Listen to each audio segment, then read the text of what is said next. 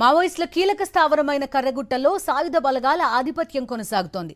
గత 10 రోజులుగా సాయుధ బలగాలు కర్రెగుట్టలపై బేస్ క్యాంప్ ఏర్పాటు చేసుకుని మావోయిస్టుల కోసం సెర్చ్ ఆపరేషన్ కొనసాగిస్తున్నాయి. మావోయిస్టుల బంకర్లను గుర్తిస్తూ డంప్లను స్వాధీనం చేసుకుంటున్న బలగాలు కర్రెగుట్టల ప్రాంతాన్ని తమ అధీనంలోకి తీసుకున్నాయి.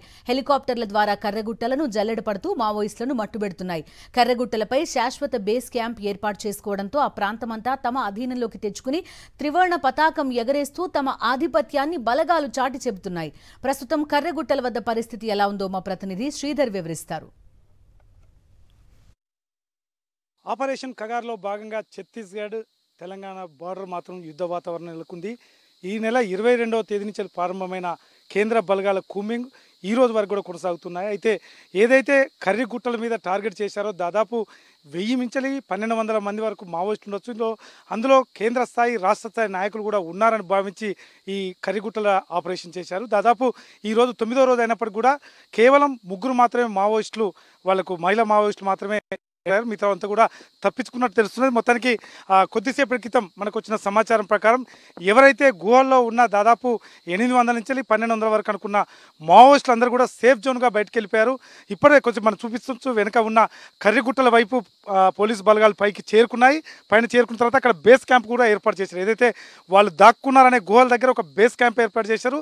అదేవిధంగా గుట్టల మీదకి పైకి ఎక్కడానికి ట్రైనుడైన కొంతమంది పోలీసు బలగాలు కూడా ఇక్కడికి చేరుకున్నాయి. జాగిలాలతో మొత్తం చుట్టుపక్కల మందు పాత్రలను నిర్వీర్యం చేస్తున్న పరిస్థితి కనిపిస్తుంది. అయితే మనకు వచ్చిన సమాచారం ప్రకారం మావోయిస్టులు ఏదైతే కేంద్ర కమిటీ స్థాయి మావోయిస్టులు ఉన్నారో ఆ హిడ్మాతో పాటు దామోదర్, చంద్రన్న, అదేవిధంగా హరిభూషణ్ లాంటి నేతలు తమ దళాలతోటి తెలంగాణ వైపు వచ్చినట్టు సమాచారం అందుతున్నది. తెలంగాణ వైపు వాళ్ళు సేఫ్ జోన్లోనికి వెళ్ళినట్టు కనిపిస్తుంది. ఎందుకంటే ఈ మధ్యకాలంలో ప్రభుత్వం కూడా ఏదైతే కేంద్ర ప్రభుత్వాన్ని శాంతి చర్చలు జరపాలి, కూంబింగ్ ఆపివేయాలని నేర్పుతున్న నేపథ్యంలో తెలంగాణ ప్రాంతం వైపు వాళ్ళు సేఫ్ అనుకుని తెలంగాణ ప్రాంతం వైపు వచ్చారా అని కూడా అనుకోవచ్చు. మొత్తానికి పక్కా సమాచారం వరకు ఎవరైతే 800 నుంచి 1000 మంది మాత్రం తెలంగాణ ప్రాంతంలోకి వచ్చారు, సేఫ్ జోన్లో ఉన్నారు. ఎవరు కూడా కర్రెగుట్టల మీద యొక్క మావోయిస్టు కూడా లేరనే సమాచారం వస్తుంది. ఎక్స్క్లూజివ్ సాక్షి టీవీలో మనం చూపిస్తున్నాం. కర్రెగుట్టల వరకు బేస్ క్యాంప్ ఏర్పాటు చేశారు. మనం చూస్తున్న వారికి బేస్ క్యాంప్లోకి ఇక్కడికే హెలికాప్టర్ ద్వారా ఆహార పొట్లాలు కానీ మందుగుండు సామాగ్రి కానీ పూర్తి స్థాయిలో ఇక్కడికి అందజేస్తున్న పరిస్థితి. ప్రతిరోజు 4-5 సార్లు 4-5 హెలికాప్టర్స్ ఇక్కడికి వస్తున్నాయి. వాళ్ళకి అనుకూలమైన సామాను కానీ అదేవిధంగా మందులు కానీ అదేవిధంగా అన్ని ఆహార పొట్లాలు కూడా పూర్తి స్థాయిలో వాళ్ళకు రేషన్తో సహా అందజేస్తున్న పరిస్థితి కనిపిస్తుంది. దీనివైపే ఇప్పుడు కర్రెగుట్ట మీద మనం ఉన్నాం. ఈ గుట్ట అవతల వైపు బేస్ క్యాంప్ ఏర్పాటు చేసిన ఎక్కడైతే మావోయిస్టుల డెన్గా దాదాపు వారోత్సవ సభలు కానీ పెద్ద మొత్తంలో మీటింగ్స్ కానీ కేంద్ర కమిటీ నాయకుల మీటింగ్ కానీ ఇక్కడే జరుగుతుంటుంది. దీన్ని శత్రు దుర్భేగంగా భావిస్తారు. ఎందుకంటే మొత్తం రాళ్ళు రప్పలు దట్టమైన అడవి, చుట్టుపక్కల వేలాది మందు పాత్రలు పేల్చుకొని పెట్టి ఉంటారు కాబట్టి ఎవరు కూడా ఇక్కడికి రారనే నమ్మకం.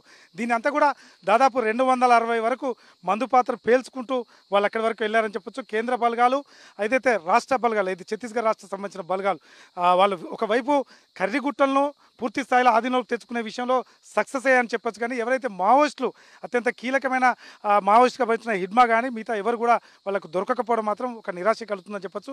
ఈరోజు మనకు వచ్చిన క్లారిటీ ప్రకారం ఎవరైతే ఇక్కడ గుహలో ఉన్న వాళ్ళు కానీ ఇక్కడ డెన్లో ఉన్న వాళ్ళు కానీ కర్రెగుట్టలను టార్గెట్ చేస్తూ ఎవరైతే ఉన్నారో వాళ్ళంతా కూడా సేఫ్ జోన్లోకి వెళ్ళిపోయారనే సమాచారం మనకు వచ్చింది. దాదాపు అంత క్లారిటీగా కూడా ఇంటెలిజెన్స్ డిపార్ట్మెంట్ కూడా చెప్తున్నది తెలంగాణ ప్రాంతం వైపు వెళ్ళినట్టు. కేంద్ర బలగాలు ఏదైతే ఛత్తీస్గఢ్ రాష్ట్ర బలగాలు మాత్రం కొద్దిగా నర్వస్ అయ్యాయి. దాదాపు 40 నుంచి 50 మంది అస్వస్థకు అయినప్పటికీ కూడా కర్రెగుట్టను మొత్తం కూంబింగ్ చేయగలిగామని కేంద్ర బలగాలు రాష్ట్ర బలగాలు చెప్పుకుంటే మాత్రం మేమంతా సేఫ్ అనుకున్నట్టు వాళ్ళు మావోయిస్టులు మాత్రం దాదాపు 800 నుంచి 1200 వరకు మాత్రం మావోయిస్టులు సేఫ్ జోన్లోకి వెళ్ళిపోయారు. అది కూడా తెలంగాణ ప్రాంతంలోకి వచ్చారు కాబట్టి మేము సేఫ్గా ఉంటామని వాళ్ళు అనుకుంటున్నారు. ఏదేమైనప్పటికీ కూడా మనం కర్రెగుట్టల నుంచి చెప్తున్నాం. కర్రెగుట్టల సౌండ్స్ కూడా ఇంకా మందు పాత్ర పేలుస్తున్నారు, జాగిలాలతో చూస్తున్నారు.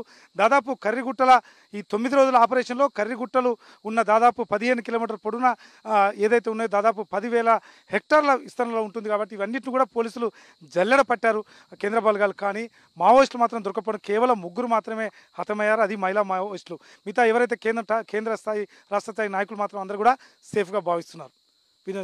సతీష్తో శ్రీధర్ రెడ్డి, సాక్షి న్యూస్, కర్రెగుట్టలు.